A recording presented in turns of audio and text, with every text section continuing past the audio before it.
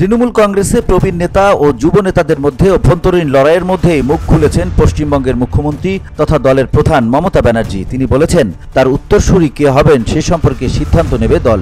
নেতৃত্বের পরিবর্তনের যে কোনো সিদ্ধান্ত যৌথভাবে নেওয়া হবে। পদমর্যাদা অনুযায়ী মমতার পরেই দলের সর্বভারতীয় সাধারণ সম্পাদকের স্থান। তবে কি রাজ্যের শাসক দলের মুখ্যমন্ত্রীর বাটন হাত বদল হয়ে সর্বভারতীয় সাধারণ সম্পাদক অভিষেক ব্যানার্জির কাছে যাবে? অভিষেক মমতার সম্পর্ক আবার পিসি ভাইপো। শুক্রবার নিউজ 18 বাংলায় এক সাক্ষাৎকারে মমতা ব্যানার্জি দলে তার ব্যক্তিগত আধিপত্যের বিষয়কে অস্বীকার করেছেন। তিনি জোর দিয়ে বলেন, আমি একা দল চালাই না, মানুষকে সঙ্গে নিয়ে দল আর দলীয় কর্মীরা গুরুত্বপূর্ণ। এটা যৌথ পরিবারের মতো।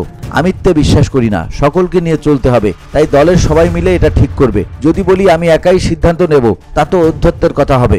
তার সম্ভাব্য উত্তরসূরি সম্পর্কে জিজ্ঞাসা করা হলে মমতা পাল্টা প্রশ্ন দিয়ে তিনি বলেন, আপনার উত্তরসূরি কে? তিনি আরো বলেন, দল জনগণের জন্য কোনটি সেরা তা নির্ধারণ করবে। আমাদের বিধায়ক, সাংসদ, বুথ কর্মী আছে। এটি একটি যৌথ প্রচেষ্টা। দলে প্রবীণ বনাম যুবকদের নিয়ে বিতর্কের বিষয়ে মমতার ভাষ্য, সবাই গুরুত্বপূর্ণ।